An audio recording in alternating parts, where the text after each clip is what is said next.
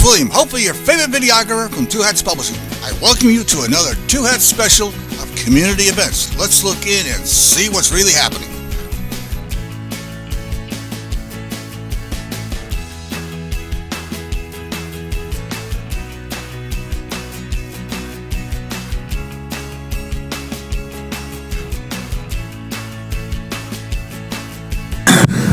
As everybody's filing in for the panel on drugs and smuggling, so upper happy stuff. If you are interested in these kinds of events, if you're interested in this kind of work, the Clements Center at SMU, its entire focus is on Borderlands studies, which isn't always the US-Mexico border. A lot of it's US-Mexico border stuff, but it's Borderlands. We have symposia every year on all kinds of different topics. Next year's is on legal frontiers and borders and things like that.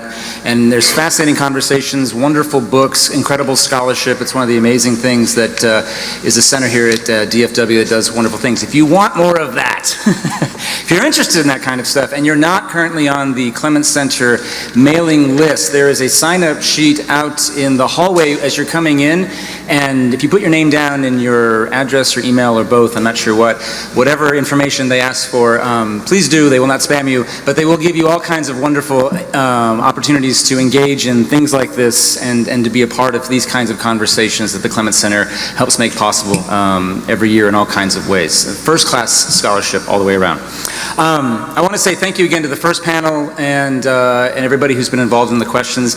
We're going to dive into panel number 2 on drugs and smuggling, which several questions came up in the first panel about some of this stuff. So I think what we'll do is we'll dive into some of the story about smuggling and drug-related violence, and then try to throw it open for questions with a little more time, simply because I'm guessing there's going to be a lot of interest in having that kind of conversation.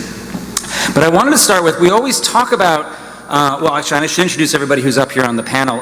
We have several. We have a bunch of scholars who have been working on this extensively, and so I'm going to introduce several folks. At the end over there is Alberto Barrera Enderle from Universidad Autónoma de Nuevo León. To my right is Lance Blythe from NORAD, U.S. Northern Command. To my left, immediate left, is Elaine Carey from St. John's University in Queens, New York. At the end over here is Jose Carlos Cisneros Guzman from Universidad Tel Millennium. Am I saying that right? Millennium. Okay, that. My pronunciations are terrible, I apologize. And in the middle over there is Santiago Ivan Guerrera. Where am I? Guerra? Thank you. All right. I can say Colorado College. That's where he's from. I'm good at that.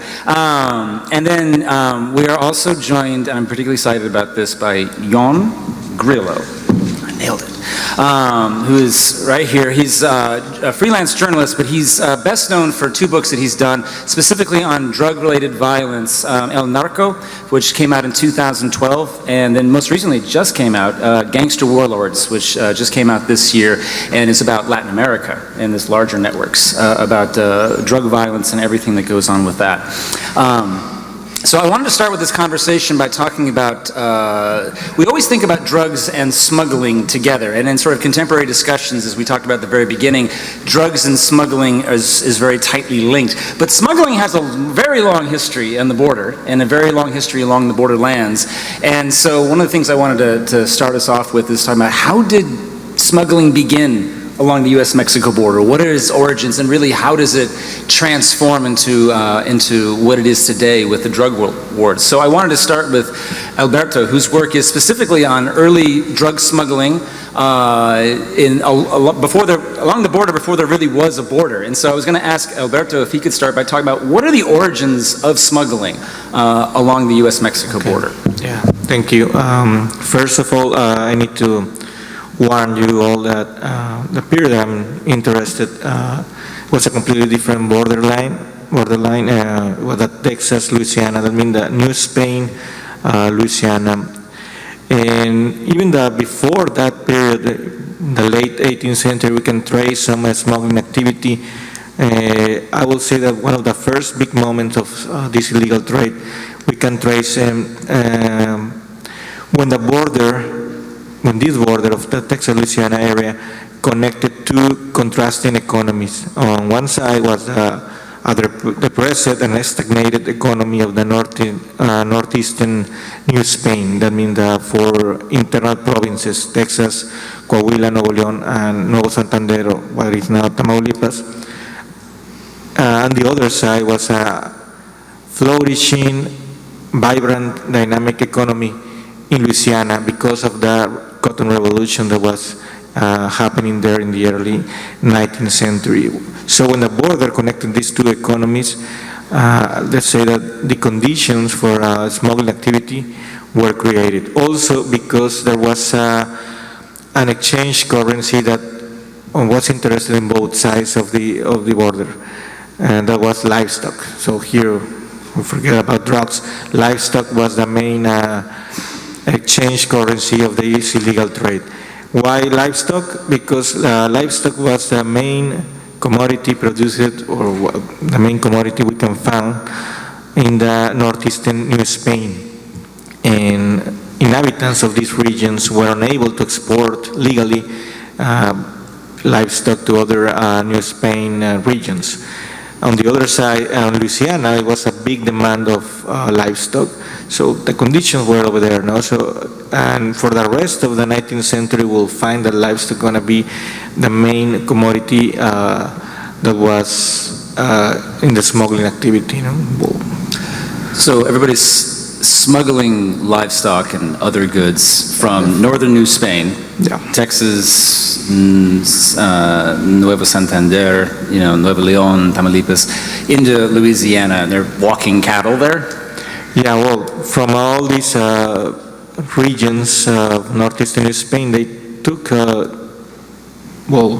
New Spaniards or several different Native American nations took the cattle to Louisiana, and then from Louisiana they brought back a lot of different commodities that were scarce in northeastern New Spain. No?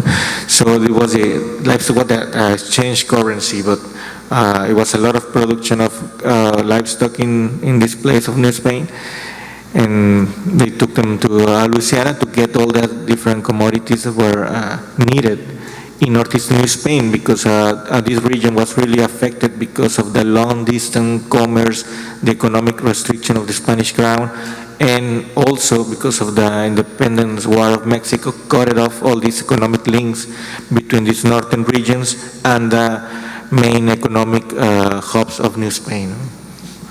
So when you're smuggling cattle, you really can't hide cows. Is this? I'm trying to think of is this a dangerous proposition for the people who are? We usually think of smuggling as this illegal activity that is connected to violence because there's someone trying to stop you from doing the illegal activity, right? Yeah, well, surrounding smuggling livestock, there was a lot of violence because it was not easy, obviously, to transport all these mules and horses, cows. There were a lot of Indian rights to ranchos and haciendas in Nuevo León, Tamaulipas, Texas, but also there were a lot of cattle theft during the travel, among main smuggler bands, some Indians smuggler to some New Spaniards, or some New Spaniards assault Indians to take off the cattle and then them take them to Louisiana. So there was a lot of violence. Obviously, the state presence was weak at this moment on both sides of the border. There were regional authorities, military and civilian, especially in the Texas area, but most of them, because of the large distance from Mexico City, most of the time they get also involved in these illegal activities. And this is important to highlight because it's going to be a constant in this smuggling activity for the next 200 years, I guess. Yeah. I'm a historian myself of the 19th century, and so I know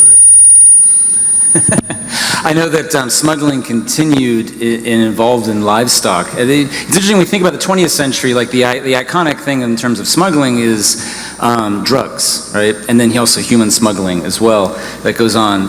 But in the 19th century, it's all about cattle, right? It's about livestock, it's about horses generally, and I know Lance has worked particularly hard on studying the growth of the smuggling and the contraband and the violence surrounding this livestock smuggling trade that really dominates the 19th century. So I was going to ask you if you could explain what happens to it after the New Spain period, after you get into the mid-19th century following Mexican independence and even the U.S.-Mexico War as more people are moving into the territory. Right. Well, thank you very much. First off, having been outed as a civil servant, employee of the federal government, first off, thank you. Yesterday was tax day, so thank you for paying my salary. And then also, and I can't remember what part of the U.S. Code it is, but look, this is all my personal opinion up here. It does not reflect official position of either NORAD or U.S. Northern Command, neither the Ministry of Defense, National Defense, nor the Department of Defense, and neither the U.S. nor the Canadian government. So let's get that out of the way. I have reporters in the room. I got to do this. So look, yes, cattle. We forget how absolutely critical livestock is. We've moved quite far away from that. But look, especially after about 1865, cattle become even more valuable than they were previously. Prices are a little dicey, but we do know this. There's about a 10 times increase in demand for Texas cattle from Kansas. Some of those undoubtedly came out of that. Monterrey alone in Mexico was consuming about 17,000 head of cattle a year. So we know they were quite that one. And by the way, you didn't even need the whole cow. All you have to do is take its suit. Hides were one of the most valuable things. Hundreds of thousands of hides were leaving the Gulf ports at this time, bound primarily for the Northeast United States and for England, where if you see those satanic mills with the big spinning wheels, the belts connecting them may once have been on the back of a Mexican cow. So while it was very valuable, the cows were really very vulnerable, particularly in the lower Rio Grande Valley, that area from Laredo down. The cattle ranching was done on the open range. There were small ranchers, rancheros, most of them were Mexicans. On the left bank they were U.S. citizens, on the right bank they were Mexican citizens, but they were interrelated, interconnected, and known to each other. They would dump their cows out onto the range, gather once, twice a year, and the rule was if a calf was following a cow with your brand, it was your calf. But if a calf was following a cow with another brand, and you didn't recognize that brand, or you didn't really think the guy who owned that cow, owned that brand more accurately, could really come and enforce anything on you, you'd brand that calf too. Now it's your calf. When you went out to separate 4-year-olds and trail them to market, hey, any cow would do. Because you could find a buyer who would take it, no questions asked. So cattle were very, very, very vulnerable. It was very easy for anyone, any small group, to ride out, gather up some cattle, and then get them to a buyer. And usually this was done by running them across the border. Now, it's kind of hard to hide a couple hundred head of cattle running in the middle of the night. So, yes, it's smuggling, but it's not the kind of smuggling we think of. It was quite more direct. And what we see is after 1865, we see about a 10 times increase in the amount of cattle theft, roughly. These are all rough numbers. And what drew my attention is that this increase in cattle theft led to an increase in violence. And I don't know if you want me to pursue that line or... Well, I was going to say, like, I know there's a huge spike in the violence associated with the cattle industry and the cattle smuggling, right? And I don't know if that's because the state gets more involved, you know, by the time you get the 1870s, the beginning of the Porfiriato, right. You know, you have this massive immigration that's happened into places like Texas and even New Mexico following the U.S.-Mexico War. You have more people, you have more government structures, you have U.S. Army forts that are coming in.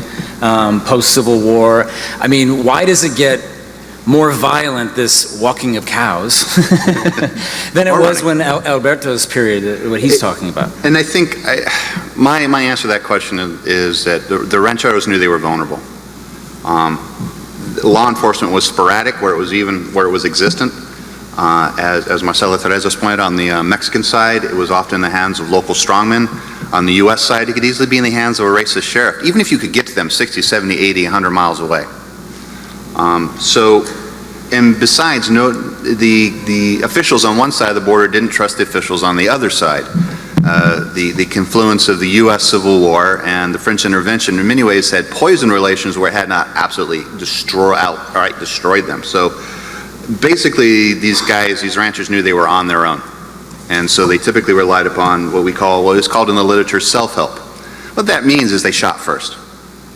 If they thought you were stealing their cows, they just shoot. They thought you were stealing, they just hang you from a tree. Didn't really matter. Well, let's put the rustlers in a bit of a bind. They didn't really want to kill anyone. Remember, often they might have been related or knew the people from whom they were stealing cattle. But they didn't want to be killed either, so they learned to shoot firster.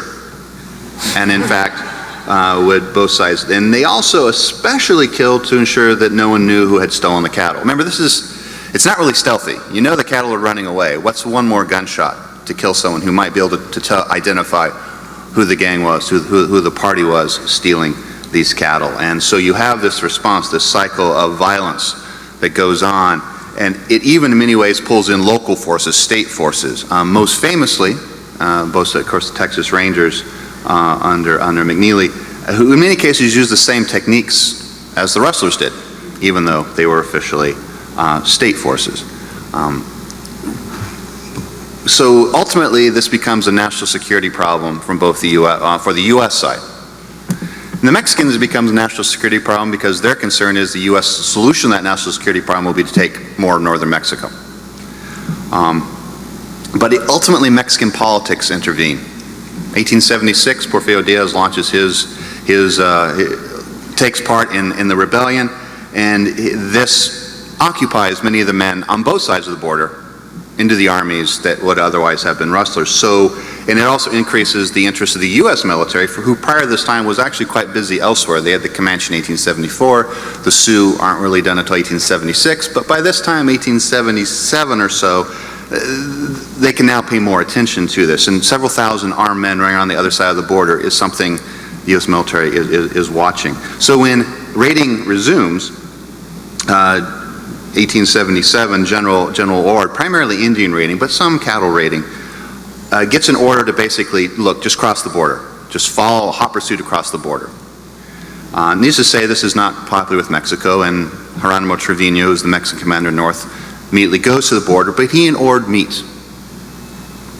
They meet, and they meet several times, and they figure out how to basically launch pursuits without any need to cooperate with having to cross the border. And indeed, the cooperation between these two grows to the extent that ultimately Trevino marries Ord's daughter in July of 1880. And this seems to be the initial period that really begins to decrease. This is the initial state action that decreases some of the violence, for it's not as useful of a tool anymore. If you may in fact be run down, you may in fact. So it's better to, I think, at this point, go smaller. Rustling never goes away. It's still a several $million business in Texas today, or any cattle raising country, and it stays with it, but the violence definitely declines. So it's structural changes that bring an end essentially to this smuggling / stealing of cattle and the violence that's associated with it? Yes, I think the logic, the calculation that goes into using violence for cattle theft changes to where it's no longer as useful a tool as it would have been prior. Okay. So how do we get transitioned then to drug smuggling? What's changes structurally or not? Santiago's work has been on the long evolution of the drug trade in the 20th century. So I wanted to see if you could talk a little bit about what changes as we leave the 19th century and cattle being that dominant thing that finally, stops being the centerpiece of smuggling along the border and the violence that's associated with that smuggling. How do we then get to the drug trade becoming a point of conflict or even existing in terms of smuggling and violence associated with it? Yeah, for the smugglers that I've researched in particular in the Lower Rio Grande Valley of Texas, one county in particular that has tiene fama for this. Its notoriety is around being a smuggling hub throughout the history after 1848. So I really followed the trajectory of one particular family through oral history and some archival research, where you actually have the the first patriarch that I can account for in the early 1900s get involved in liquor smuggling. You also see this a little further downriver from Stark County with the founder of what becomes eventually the Gulf Cartel, Juan Nepomuceno Guerra. No relation, I'll say, for political purposes. This family starts with the patriarch in the early 1900s, involved in some wrestling early on, but then transitioning into liquor smuggling. And then the second generation sort of is born into a time of increased drug demand in the U.S. And primarily start to engage in marijuana smuggling. And in the 1950s and 60s, you really see the change in these communities in Stark County, which at the time are economically impoverished. In 1966, this community goes through a farm worker strike because of such low income opportunities and the low income in general of the entire county. So it tends to coincide with this sort of access to a new source of income. And then into the more contemporary generations, really that becomes a skill set, right, in terms of the region in the Rio Grande Valley where these families operate are comprised of, it's called the hill country of the valley. So it's a terrain that's difficult to navigate and also difficult to police. And so it allows for an ability to be able to transport drugs through the border in a really calculated way to avoid policing. And as we start to see increases in border policing in that area, this becomes sort of the type of smuggling that really gets to be profitable for people in this area. So can we thank the progressives in the United States, basically, for the 18th Amendment, right? And creating a market that did not really exist? Yeah. I mean, is that a fair characterization that you create something in the early 20th century that then builds on itself? Well, yeah, I think also, I mean, we start to see, and I think some of the other panelists can speak to this as well, but in terms of drug policy, right, the fact that we, for quite a while, the last century at least, if not longer, we've really focused our drug policy on a supply reduction sort of model, right? So as opposed to thinking about, okay, what can we do as a country of drug consumers to lower demand so that this is less of a problem? Well, we seek to enact policies, state interventions, legal codes that basically seek to do away with allowing access to those substances. And that generates the type of, you know, we can call it innovative in the language of contemporary sort of business.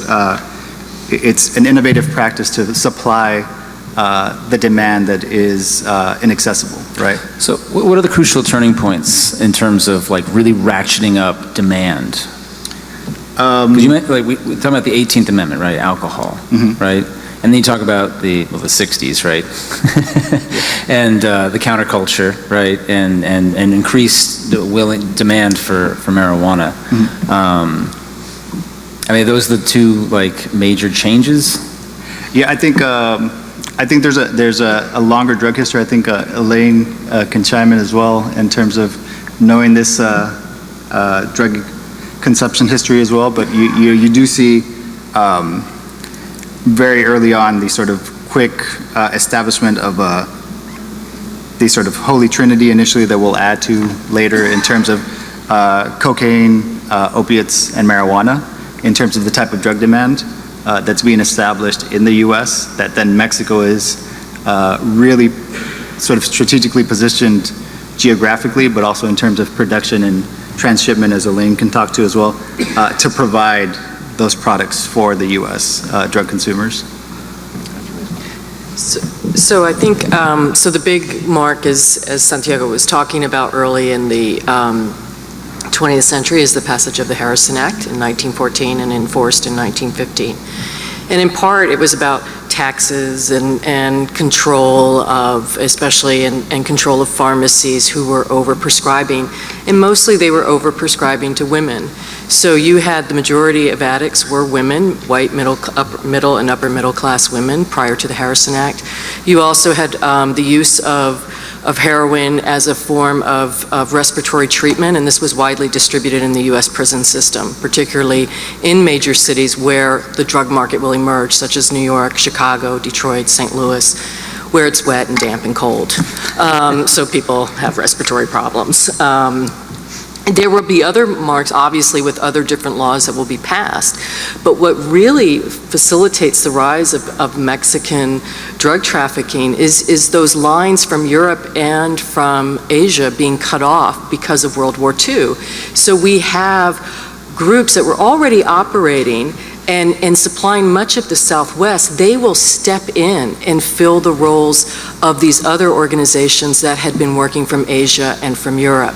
And that meant all of a sudden brown Mexican heroin is on the streets of Montreal and Toronto and Vancouver and not coming from Asia or from Europe. And so this is where organizations they diversify in a lot of different ways. And so the 40s are really important, the 40s and 50s, because they enter into a different market and they connect with different drug trafficking, distribution, and organized crime networks that they had been peripherally working with in the Southwest, but now they're more connected into these other major cities where the demand is much, much higher. Well, and Santiago, you mentioned, and I know you've done work on, like, what difference did cocaine make, especially when it erupts in the 1980s, in terms of markets and how that affected, the drug supply that's coming in, and then obviously the smuggling and then violence associated with that? Yeah, I mean, for my smuggler specifically, as a transition into expanding from just marijuana initially to cocaine, this generates a lot more profit. It also starts to create tensions within organizations initially where when they were utilizing sort of a one product model off of marijuana, they set up these co-ops to be able to assist each of the families, right? There were several families working in partnership that ended up being like a co-op where they would be able to supply to one another when one family didn't have enough weight of product to be able to transport to their consumer ends. They just move stuff around so that everyone was getting a little bit of something, right? The types of profits that now start to come in with cocaine really start to wreak havoc on a lot of those relationships because of increased competition that starts to dissolve these cooperative agreements between these families at the local level. I think the added side to that is cocaine for these community smugglers also generates a lot of notoriety for the community. I think Alfredo, who was up here earlier, the Dallas Morning News runs this huge expose in the 80s because so much of the marijuana and cocaine that was coming into Texas was coming in through this particular segment of the Rio Grande Valley. And it just sort of generates a lot more sort of policing, enforcement, and redirect sort of attention to this area, right? That's when we start to see the initial, talking about corruption on the Mexican side, we start to see the corruption on the US side become more noticeable. There's so much more money at stake. Yeah, right? because the profit level goes up so high. Yeah. And that, it seems like such a structural shift in markets. Like we've been talking about markets and their effects on this, right? And how demand and profit and everything like that can affect things so much. And I was wondering if you would mind talking about the contemporary situation, like bringing this up to where we are today. And when you've spent a lot of time focused on how these systems work as they exist today, and see if you could take the story forward from there. Sure. I mean, I think I'll start off by just asking a question to everybody here. Don't be embarrassed about your answer here.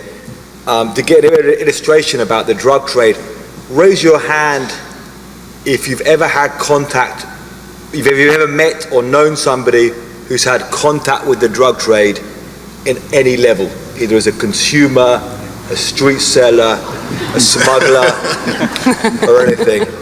I think almost everyone's saying yes, and those who haven't are lying, we can tell. But I think it shows a bit of illustration what it's like as a journalist when you're covering something like the drug trade, the illegal drug trade, which on one side is a black market, on the other side is enormous. So it's very hard to get a lot of solid facts about this. Now, the White House does a survey called What Americans Spend on Illegal Drugs. You can find it online. And they say, they have these crazy equations, and they come with this conclusion that Americans spend about $100 billion every year on crystal meth, heroin, marijuana, and cocaine. Now, you might be a bit suspicious about 100 with lots of zeros, a bit of a round number. The same as when people start saying Chapo Guzman is worth $1 billion. One with a lot of zeros. You might be a bit suspicious about the science of that. But it is an enormous amount of money. And despite the complexity, these are, the fact we can't get really concrete numbers is very, very important. And, despite the complexity, we have to do our best to understand it. When you look at the Mexican drug trade particularly, now the United Nations thinks that the global drug trade is worth something like $320 billion. It's a big global network linking many countries. But particularly this border is likely the biggest place for crossing of drugs over any international boundary. And what's important about the contemporary drug trade and the way it's developed is with all these huge amounts of money going in, you have a physical space you can control. Now, looking at drugs, I grew up in the city of Brighton in England, which is a bit like an Acapulco of England, with a nice beach, or the Miami of England, a lot of nightclubs, but an area of very big drug consumption. And I was wondering, with all this drug consumption, why is there not more violence there? You have lots of people taking drugs, lots of people spending money on drugs. But it's often quite anonymous, people buying drugs through contacts rather than in physical turf. What the border creates is this massive physical turf for huge amounts. We're not talking about tons and tons of drugs worth billions of dollars. So, mentioned about cocaine and the money, the crazy money this is bringing in. People are buying cocaine these days for about $2,000 for a kilo in Colombia. And it sells on the border for about $30,000, on this side of the border, on the border, about $30,000 for a kilo. So think of it as a businessman, you invest $2 million, get $30 million. I think many people would love a business like that with those kind of returns. So when you have these insane profits and a physical territory, that is why we've seen this extreme rise in violence. Now, this rise in violence, people talked about the government gradually losing control. There's also, I think, like water coming to the boil. When you have this money, a cumulative effect of money pouring in. But to understand how this changed from the regular kind of violence to this things that resemble more like a war zone. And I think we have to be very clear on seeing the contemporary violence has gone beyond a regular criminal situation. Just from some of the extraordinary things, I was traveling across northeast Mexico recently, looking at some of the sites of the worst massacres carried out by the Zetas.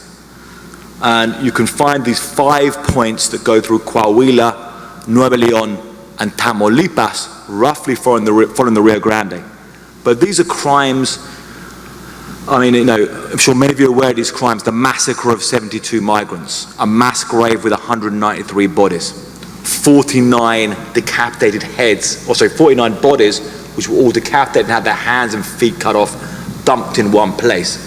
This is not ordinary criminal violence. This is something which has spiraled to something exceptional, something extraordinary, which we cannot accept as being normal crime. But to see that, these enormous amounts of money and the state becoming weaker, the cartels themselves, these organizations have developed into more predatory criminal armies, more like resembling militias. I think that's what you're seeing nowadays, what has been driving this crazy violence really since 2008. It's been at a very extreme level, but you can see the real escalation from about 2004 onwards. So with the extreme escalation in the last, I don't know, 20 years. I don't know what time period you put on. Like we've really transitioned into something different. Would the last 20 years be? I would actually say the last 10 years. If you look at the numbers, I say in 2004, I arrived in Mexico in the year 2000, and around 2004 I started covering I was working for the Houston Chronicle, and I was covering a lot of the violence in Nuevo Laredo back then. Happened to compete with the great Alfredo Conchado, who's worked for the Dallas Morning News, and many great. So it was a very difficult, tough job to do. But covering this then, we saw then a big change. We saw a change from a lot of violence. I mean, back in the 90s, when you look at Tijuana, you had a lot of violence by gangbangers, by gang members with shaved heads and tattoos, who would shoot people with pistols. When they went to kill a great Mexican journalist, they attempted to kill a great Mexican journalist called Jesus Blanconelas, a fantastic Mexican journalist from Tijuana. They went to shoot him and fired 4 bullets, hit him. And the last guy went for the kill, and the shot rebounded and shot himself in the eye. So the guy survived for that reason. But it just shows the kind of level of a lot of these kind of criminals back then, these kind of gangbangers. It changed in a big way. Suddenly you weren't really dealing with guys who would make this kind of mistakes. You were dealing with guys in body armor, bulletproof jackets, metal helmets, AK-47s, grenade launchers, who were using paramilitary style tactics. So what accounts for that big shift then? Like why does it escalate into this paramilitary as opposed to gangbanger, kind of paradigm in terms of the drug trade and violence? So, I mean, the people who actually physically did it were this group, the Zetas. I'm sure many of you heard the story of how there was about 40 of these guys recruited from the Mexican Special Forces by a guy called Jose Alcatraz. They were the guys who first started organizing on a more paramilitary level. But the bigger picture was that the Mexican government, as Alfredo has explained and Alan Naita pointed to, the Plaza system that was run by the Mexican government was no longer operating. So in around 2004, the Sinaloa cartel started saying, we're going to go traffic our drugs through this Texas border. Now this Texas border became extremely valuable to traffickers because the massive growth of Dallas, Houston, the highway going up, the amount of trucks crossing the border, and the way you can move to the whole East Coast. So the Sinaloa cartel said, we'll move through there.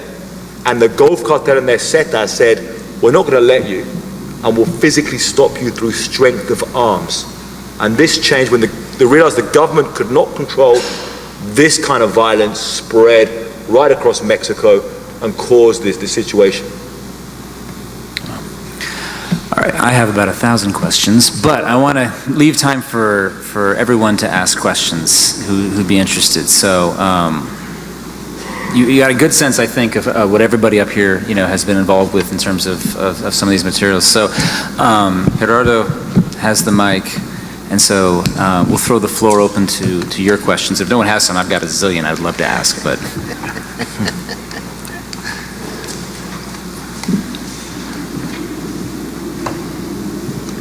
The fact that there is a change in the attitudes of Americans toward the legalization of drugs, what consequences will it have on the other side of the border? On this one? On the other side of the border. On the legalization of drugs, Yeah, what is legalization causing on our side? Does anybody so the question is the change in attitudes of Americans towards the criminalization. I said, did Jose Carlos want to jump in?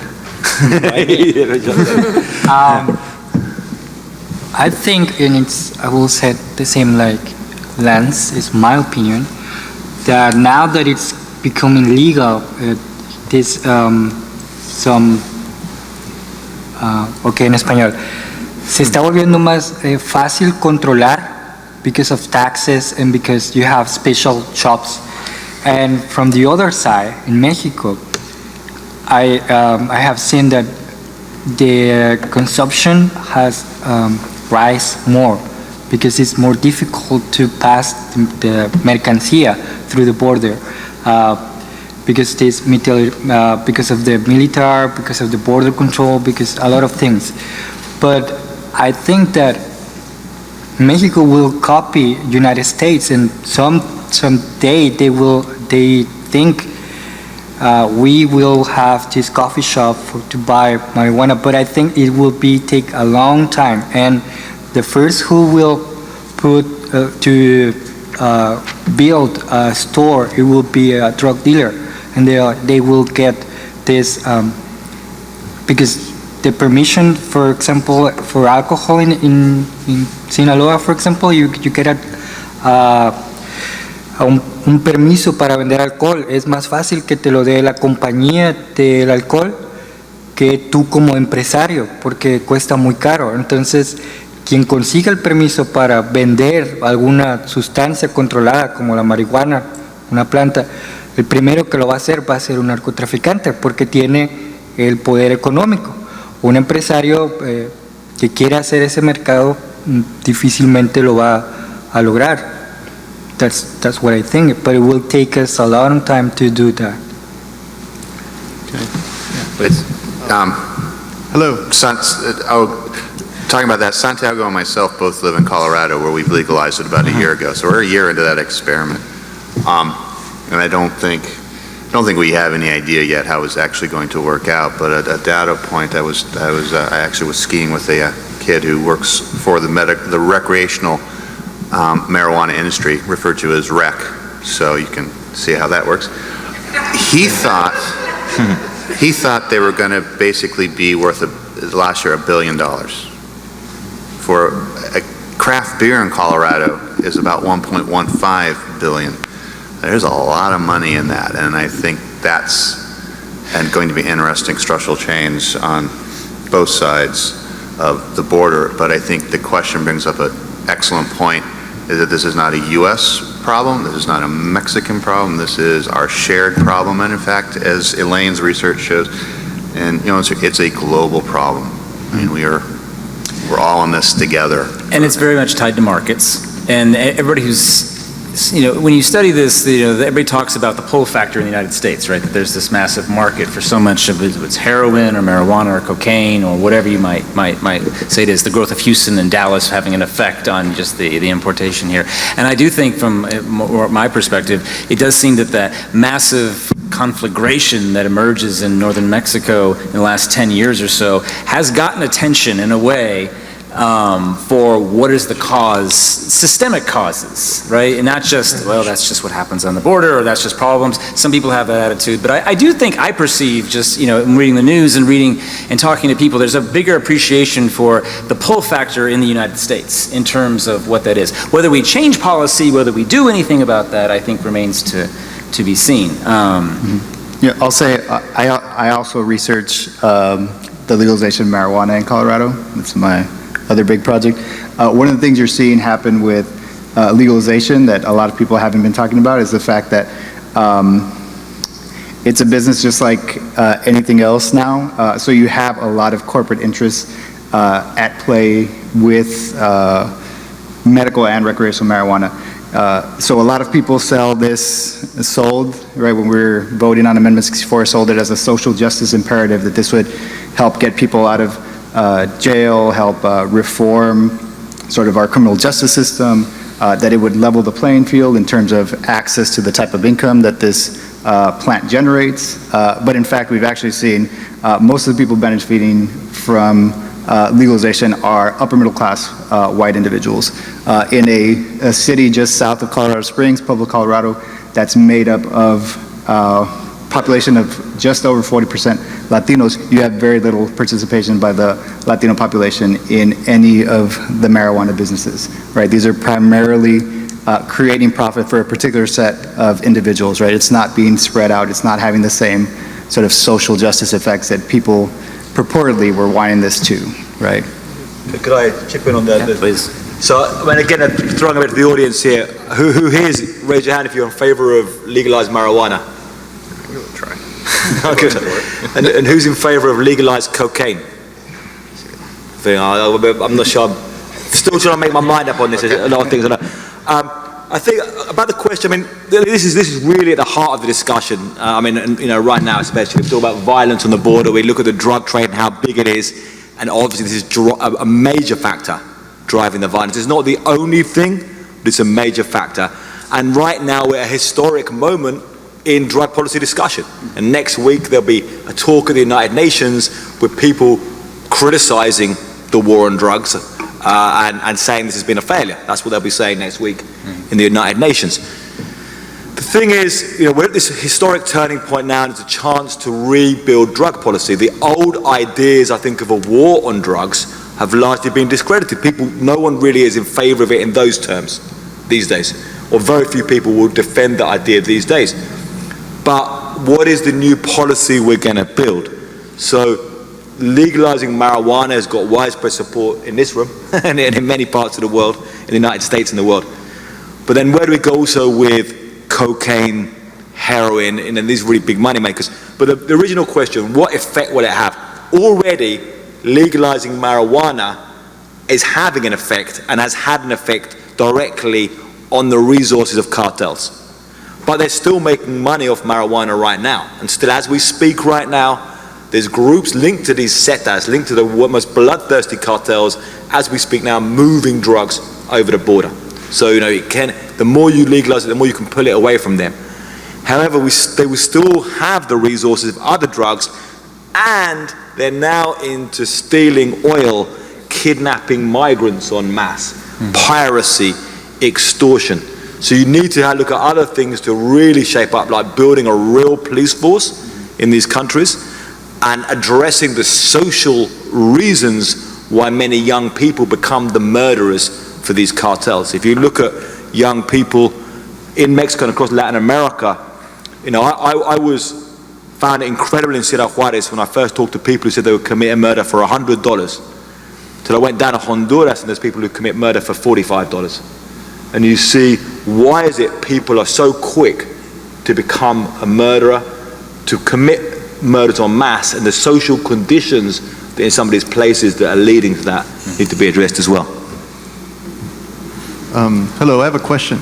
My question is, do smugglers actually seek violence? And the other question I have for the panel is regarding silences. One thing I'm curious about, and I haven't heard about it yet, is the smuggling into Mexico, and I was wondering if the panel could speak to that. Thank you.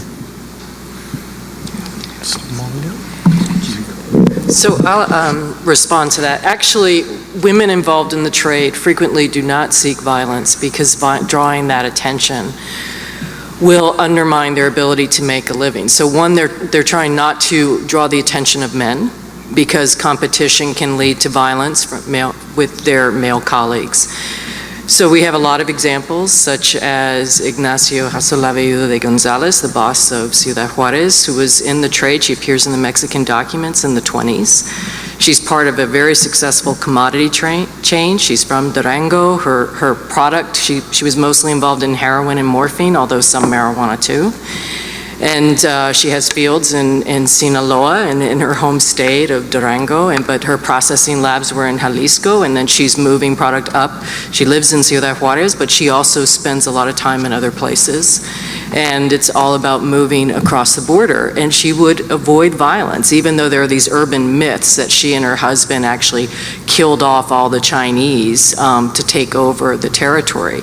It doesn't mean that obviously women aren't giving orders for violence, and they do have lieutenants, and they have others who will commit violence for them. But the fact is that frequently to avoid violence allows for the continuation in the trade. And so you see this repeating frequently. La Chata, the boss of Mexico City, Dolores Esteves, was the same way. She actually married a police officer who was a very good drug trafficker himself. He's recognized by the Federal Bureau of Narcotics as being as equal, but she's better. And I think that's important to note. And that he provides protection, but he also provides some strength too, if need be. And so you see these perfect partnerships too that appear in many ways to facilitate the business, but also in some cases, the sons or the husbands or the nephews can also provide the muscle for organizations, which allow the women to continue. Can I add something? Yes, please. About your question? I'm glad that you asked about smuggling into Mexico, because since the beginning of this smuggling activity among two nations, we first mentioned about sending livestock from northeastern New Spain to Louisiana and then getting back all kind of commodities like clothes, tobacco, knives, whatever. So since that moment and to the rest, until today, many, this speedy contraband, like Jordias call them, of all different commodities getting illegally introduced into Mexico. In another place, I am researching about another high profitable illegal business that was cars. Cars introduced illegally in Mexico since the 1920s until before NAFTA. And it was a large illegal business, but sometimes we forgot about it because the high media coverage of drugs. No? But smuggling happens to size. No?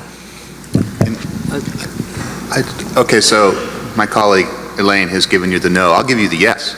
Smugglers do seek out violence, but under what conditions? If I cross you, what are you going to do? You're smuggling, I cross you. I don't deliver the product on time, I take it. I cross you. What are you going to do? You can't go to the police. You can't get a lawyer. This is all illegal. You're going to choose to use violence. That's what keeps these supply chains moving, is if nothing else, the threat of violence. Because there's nothing else, at the bottom level, I was arguing nothing else. What is interesting, I'll pass over, is that clearly that choice to go to violence has risen. It's a great question. Do smugglers actually seek out violence, and why can't the business simply, be about making money? I agree with what you're saying. First is with organized crime, you have the threat of violence and violence automatically as a way to install it, and that's always happened as a way to keep the cogs rolling. You need to keep violence. If someone steals from you, you have to use violence and make people scared. But the way things have developed in Mexico and in large parts of Latin America now is you've got such institutions of murder that have become such a crucial part of these organizations. It's very hard to stop that.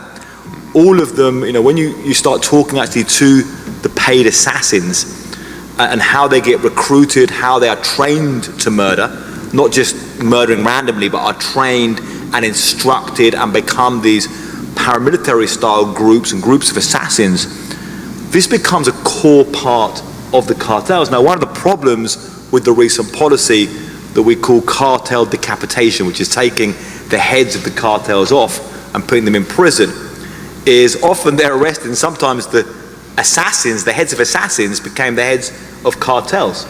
This guy, the Zetas, suddenly became their own cartel. You had, these crazy guys. There's one guy down in the southern Mexico called the La Mano con Ojos, the hand with eyes, who was some crazy assassin who suddenly was running his own cartel, and all they were reacting to everything with murder. Now, in Ciudad Juarez, I think when they had 9,000 murders in Ciudad Juarez between 2008 and 2011, and the reason that the murders dropped dramatically, I believe in my investigation there, is a clear sign of a pact between the Juarez cartel and Sinaloa cartel to say, we have to bring down this murder and actually make some money. I mean, they actually was a 90% drop in murders if you compare 1 month in 2010 with a similar month in October 2010 with October 2012. So there is some ways, but to really try and bring and reduce that violence while it's still illegal is very, very tough. I think we have time for just one last question.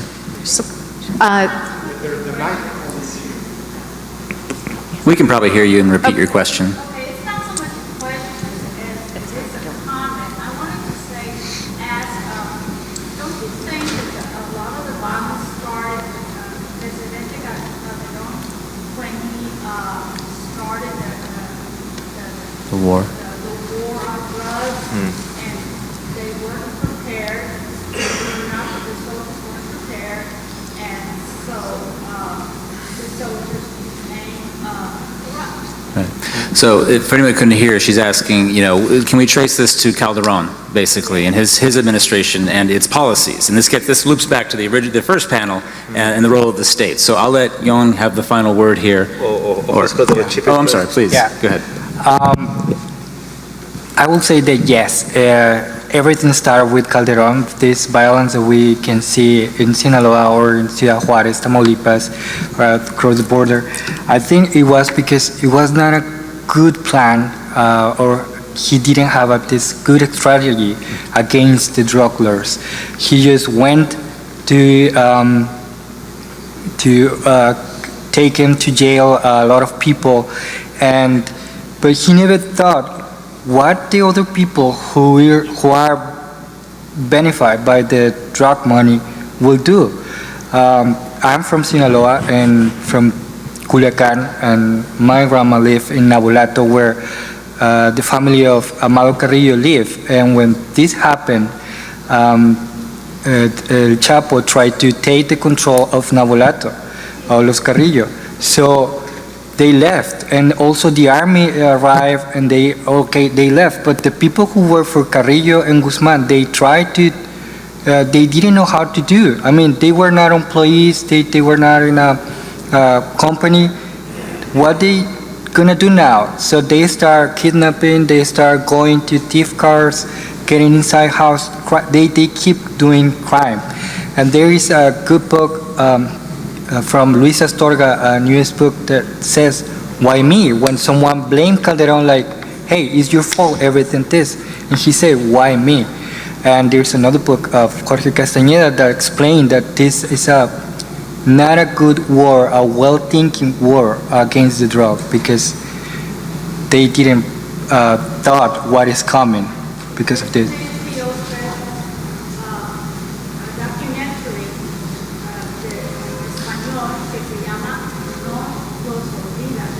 Yeah.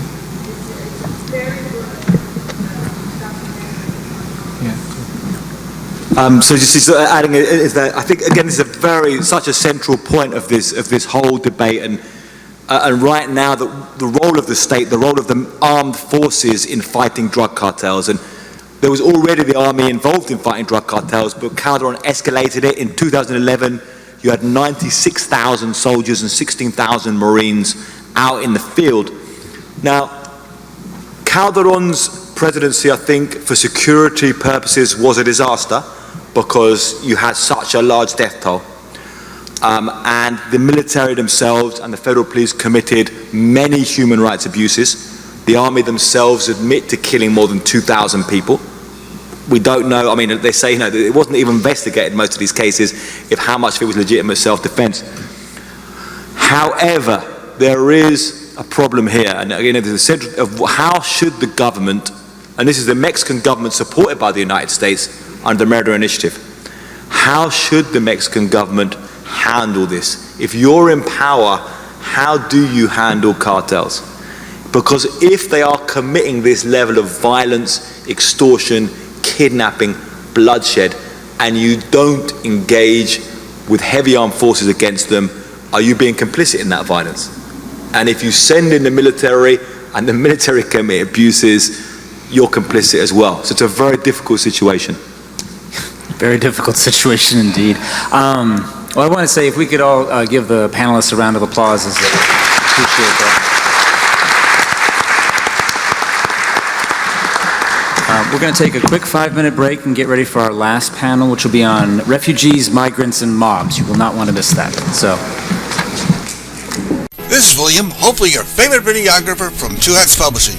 I hope you enjoyed this video. If you like it, please leave comments below, or like, follow, or subscribe to us and get notices of all our videos. We love it, even when you call.